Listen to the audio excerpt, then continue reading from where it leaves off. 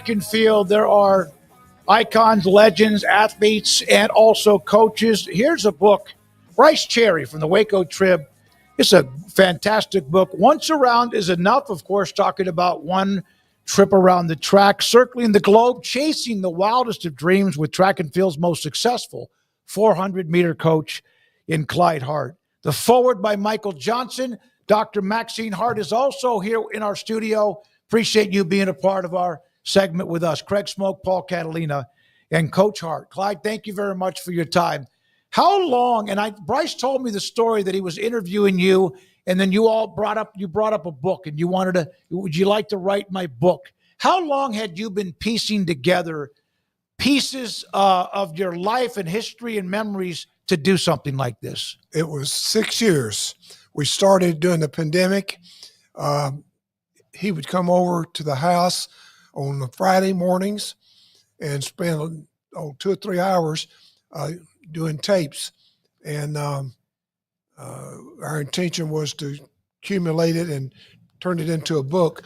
But because of Bryce's busy schedule, it took a little bit longer, but it was worth the wait. It was 6 years from the date that we started till we actually got it published. How in the world can you encapsulate, if that's the correct word, or summarize your career? And I mean, it's a thick book. It's a great book. It's well written, of course. I mean, there's always something you couldn't get to? And how much had you kept up, like in a folder or notes or whatever, about what might be in it? Well, one reason I wanted to do the book was to get it on written, where there'd be a record of some of these things, some of the stories and things that happened in my career that were other than running the 400 meters or coaching track and field. So that book encompasses a lot of things. As he mentioned somewhere in there, I'm kind of like the Forrest Gump, that I was at different places in history. That was kind of ironic. I was at Little Rock Central in 1957 with the Little Rock Nine. I was in Dallas, Texas, the day that JFK was assassinated. I was in Waco as a student when we had the tornado. So my life encompasses a lot of different venues, and that's what we kind of put together, plus stories from my experience with other coaches. So I think it's an entertaining book, and I think it's got some funny things, but it's also got some motivational aspects to it. So it covers a lot of ground. What was it about the 400 that you felt that was where you kind of had the special expertise? Now, look, you coached a lot of great track athletes in other events, but when it came to what you had the best recipe for, why was the 400 your event? Well, to me, the 400 is like the quarterback in football or the point guard in basketball. It kind of sets the tone for a track team. A good 400-meter runner can run the 100, 200, 400, run on all your relays. So it was just a move that I made early in my career to develop quarter milers, because I knew that it would help me overall to have a better track team. Was there something early on as you were going through and becoming who you were that you mentioned what Paul said about the 400 meters, that this was the one that was going to be your dude? The 400, you mean? Yeah, I mean, like it could have been the 200. It could have been yeah. What I mean, like, this is the one you said this was going to be it. Well, I've just got, I got lucky. I had some great athletes in other events. I had the first 60-foot shot putter in Southwest Conference history, and the first 7-foot high jumper. I could go through the list of. I had a sub-4-minute miler in Todd Harbor, but I got lucky with Michael Johnson, and that Michael Johnson developed into not just a good track athlete that I thought he would when I recruited him, but become a great one. I'm curious as to the first time that you walked out into a world championship, an Olympics. Like, did those moments stick out to you still, or because you've been to so many now, it's hard to pick? Well, there's several of those that stick out more than others. Of course, Atlanta, when Michael did the double, that was very emotional. The crowd was chanting Michael. I guess 80,000 people in that stadium, and it was all Michael, Michael, and it would, give you chills, goosebumps. And the World Championships, when he set the world record in the 400, because I was truly expecting that to happen. Most of the time, world records, you don't really expect them, but he was on course to break the world record. It was a matter of getting out on the track and doing it, and he did it. But it was a very inspirational there too. So there's several moments like that stick out. The world championships that he won are numerous. He won, I think, 9 world championships, but and then, is one of the more iconic pictures of someone you trained was the one when he broke the record. He's looking over at the time like track athletes do. He looked at the time with that look on his face that, oh my God, I broke the record. Yeah. Well, I could tell that Michael was on. Now, when he broke the world record in Atlanta in the 200 meters, that was unbelievable because he passed several time barriers. He jumped all the way from the world record of 1969 to 1930. He just skipped the 1950s and 40s and dropped all the way to the 30. And that was very interesting to watch that happen. But when he set the world record in the 400, I had an inkling the day before that he was going to do that, because if he eased up 2 or 3 times coming in, and I asked him was over, I said, Michael, if you hadn't eased up, you had the world record. He said, Coach, I want to break it tomorrow in the finals. And that was the confidence that he had. So that was the way he got the world record in the 400, that he charted it. He knew that he was ready to do it. In fact, he told me, I was in 1999, that he needed to break the world record because the Olympics were the next year, and the Olympics were not a place that you want to go in to set world records. You go in to try to get the gold medal. So he said, I got to do it at the World Championships in 99, and he did. Coach, of all the things that you've accomplished, where does representing Team USA and being a part of the Olympics and that just ability to have the stars and stripes and the red, white, and blue, like how special was that? And when it comes to Olympic sports, like a part 2, you know how wacky college athletics is these days. How much concern do you have for the attention being paid to the Olympic system with all that's going on in college sports right now? Well, there's nothing, at least to me, and the coach of track and field, is to get the first USA national uniform. As a coach, I didn't get one as a student athlete. It was always a dream to wear a USA uniform, but I was fortunate to be able to coach some national teams and represent the USA. So it was always an honor and a privilege to be the USA representative and take part. I can't imagine wearing that across your chest or on a uniform or like you said, a windbreaker. It just can't get better than that. Yeah, I can remember in Atlanta when Michael set the world record, he cried on the award stand, and there's an iconic picture of him with the tears running down his cheeks, and that's just the way it is. I mean, that was quite an accomplishment, and it just overwhelmed him at that moment. And the Star Spangled Banner playing, it was very touching. Coach, you coached so many different, like Sonia Richards-Ross, like other people came in, and was there kind of a flood of people that called you after Michael Johnson, or were you able to kind of control it in a way?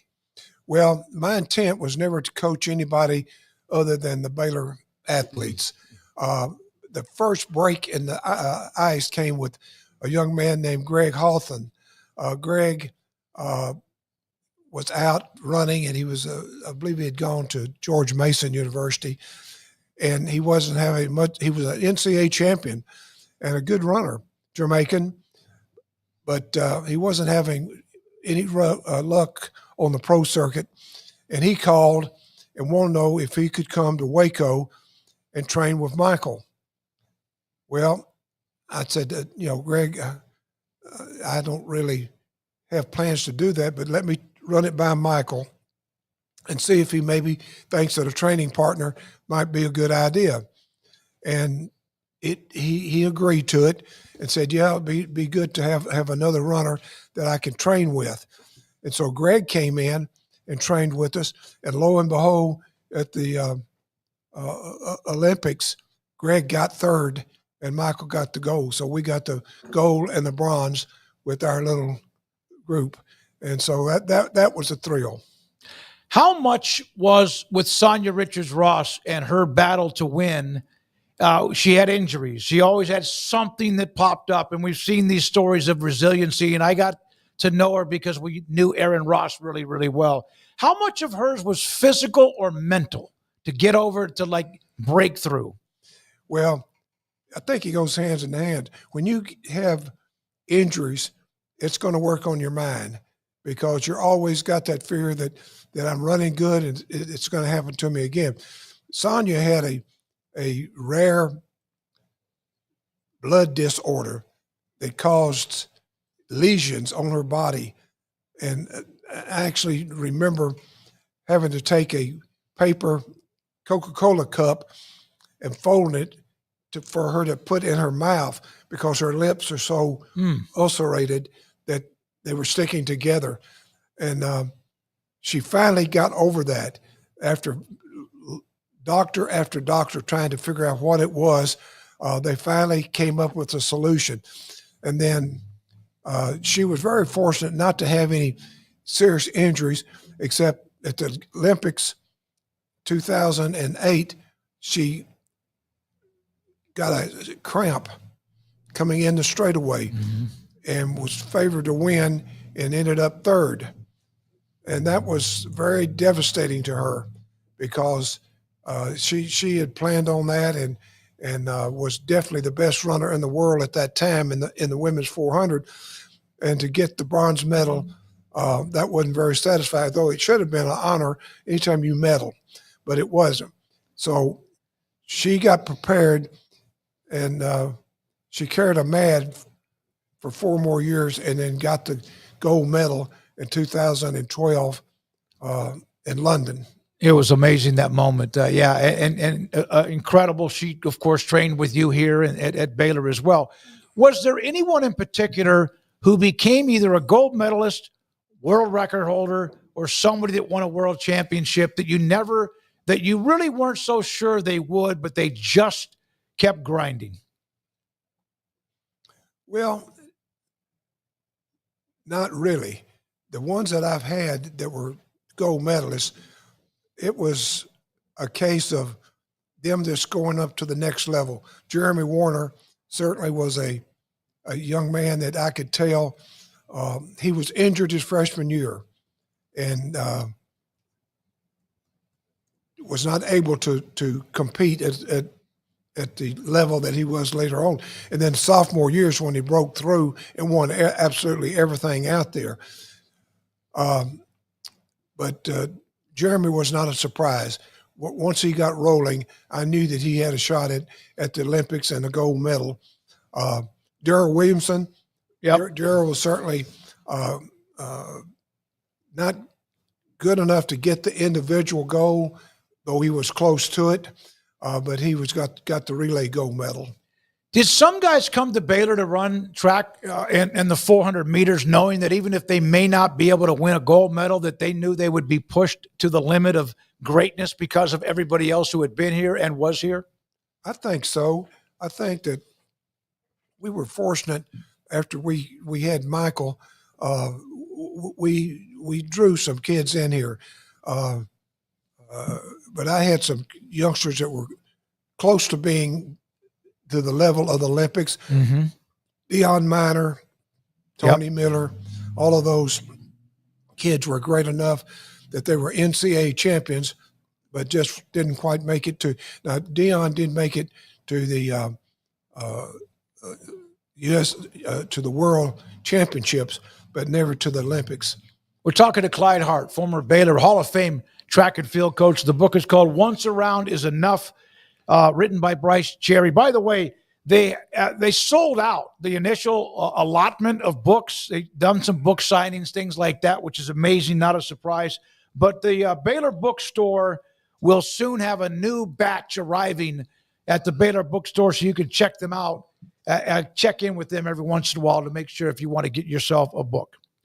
I just, since you retired, and it's like, I don't even know, you're like, you really are always, since you retired, how much, like you hear athletes when they're gone, like they stop competing. They miss the roar of the crowd. They miss the camaraderie, locker room or whatever. What do you miss?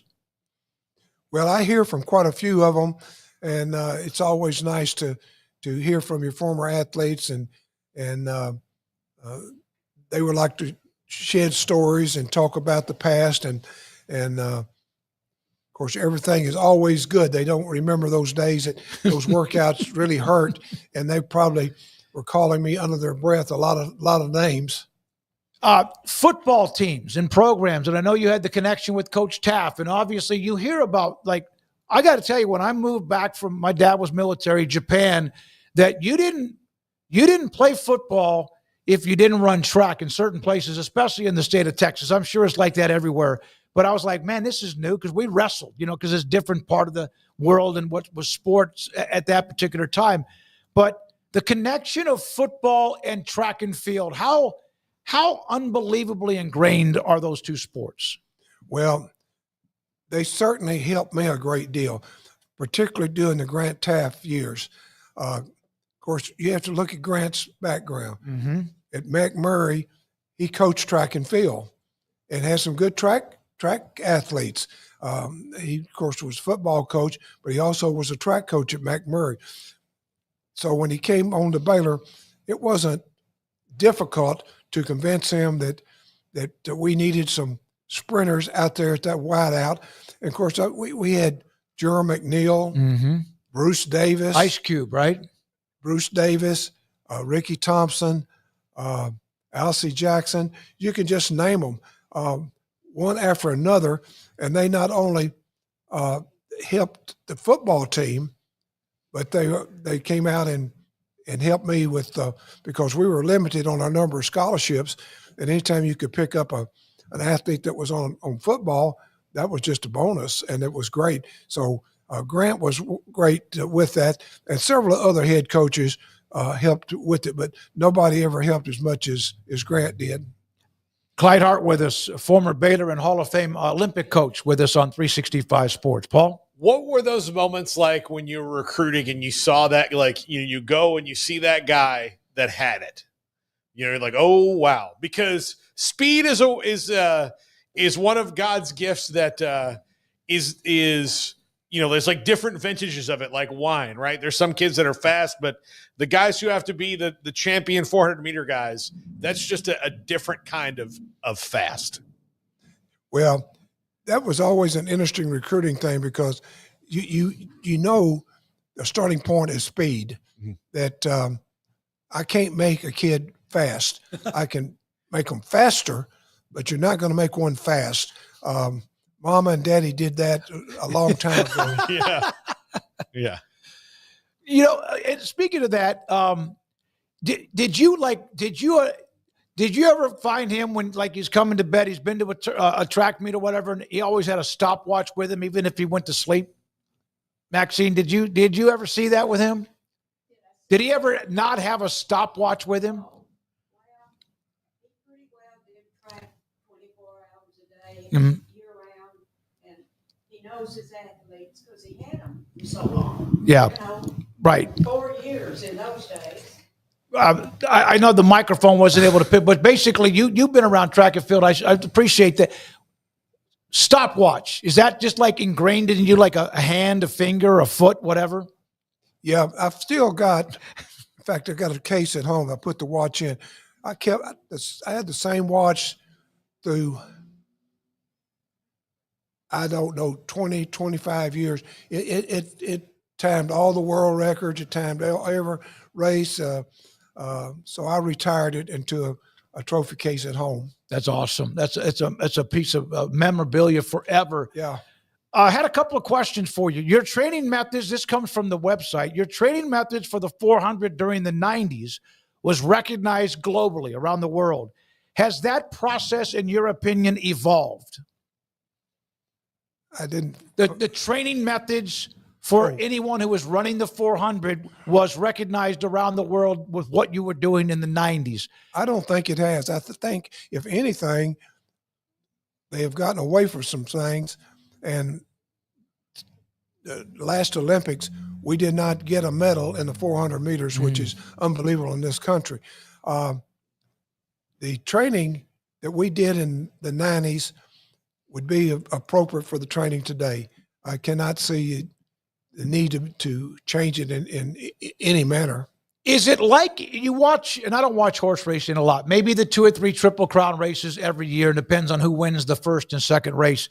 And you hear about horses have to get lathered up, and they have to go through the prep to be ready to run. Is that the same thing with anyone who runs track and field? Yeah, Michael had a way of getting into a zone, almost to the degree of being self-hypnosis. A lot of people thought that he was standoffish or trying to be above, but he just would get off to himself and just kind of work himself into almost a trance type deal to prepare. Paul, get another one? I got a couple more too. Go ahead. This is kind of a weird question, but when you were walking out of those Olympic, in the opening nights, was there anybody you ever saw that you were like a little bit starstruck, like, holy cow, that's, this guy?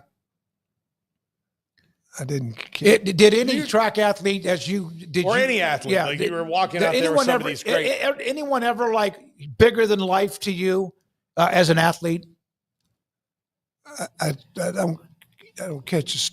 Like, let's just say, holy cow, that's Carl Lewis. I know he's from, your era, but like when you're walking out of these big things, when you're at these big events, has anybody ever or was nobody ever starstruck you like that? Or like, holy cow, that's this guy? Well, yeah, I had several occasions that I would have athletes come up and want to talk about the race and the experience of the competition. Yeah, and I'm sure they probably looked at you and did the same. That's Clyde Hart. That's the guy that trains the gold medalists. Mm-hmm. I've been very fortunate that I've been around a lot of great athletes, and they all seem to have the same qualities. They're hard workers, and they're dedicated, and with their natural ability, that's a tough combination to beat. I had a question, and I don't know. This is from we have a chat room. People are chatting on the side on our YouTube channel. Do you remember, Coach, is it Moultrie at Howard University? Yes. He had this. He wanted to just ask me that. Wanted me to ask you that question. Do you remember him? Much about him? Yes, Bill Moultrie. Yep. Okay. You remember anything else about him? Yes. Just what about him? He was an excellent coach. Very, very good coach. How about, and this comes from Sean Hunt, who's a local guy who's at Bryan Temple, but also lives in Waco. Do you remember Zeke Richardson, who ran with you at Richfield High School in like 1980? What was the name? Zeke Richardson, I think is the name. Wasn't sure. No. Now, there was a Zeke Jefferson. Not that, I'm sorry. Zeke Jefferson. I'm Yes. sorry, I wrote that wrong. Do you remember much about him in his Yeah. career? Outstanding runner. was my first quarter miler to go 44. It was an excellent runner. What's it like to be in a sporting event where absolutely a tenth of a second could be the difference in winning and also not getting on the medal stand? Yeah, I've seen a lot of that. I can remember Todd Harbor finishing fourth at the Olympic trials. You take 3 to the Olympics, and he finished fourth, and it was like 0.02 of a second. It was just almost a dead heat, and how they culled him out, I don't know, but he got fourth and missed the Olympic team just by thousands of seconds. Here's one from Paul. He texts me. He watches our show. Clyde is such a wonderful person. I sent him one of the Olympic tickets from that night when Michael Johnson broke the world record. He autographed it, and Michael then added his time on the ticket as well. When he autographed his name, he put the time down. Today is framed with Michael's Sports Illustrated cover, that signed ticket. Clyde, please tell him he's a first-class person, Paul Bloss. Well, thank you very much. That was pretty cool when he did that, when you did that too, and also Michael Johnson. So what's it like? That you got a book, you've got the stadium, you've got all of this, and people on the chat room who are from throughout the country going, this is a man who's a living legend, and what you meant to the sport of track and field and what people think of you. What does that mean to you? Well, I'm just glad that we got the book out. It took 6 years to finally get it from start to finish. And Bryce Cherry just is a great writer. I couldn't have found a better. That was his first book, as well as mine. So we had a lot to learn in the process, but the book turned out well. It's got a lot of good stories. It's got some interesting, you mentioned horse racing. The opening chapter deals with my adventures with the thoroughbred, Run Happy.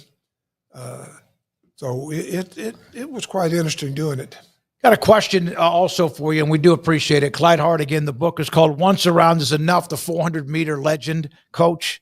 Clyde Hart with Bryce Cherry of the Waco Trib. And again, the book will be available in Baylor bookstores very, very soon. The first supply ran out. That's good news that they didn't have enough after a while, and they'll get some more. Ask, is there another athlete who ran against you in college that you wish could have run for you that maybe got away? Because there's obviously Houston has their great history and other schools in the Southwest Conference and the Big 12, et cetera.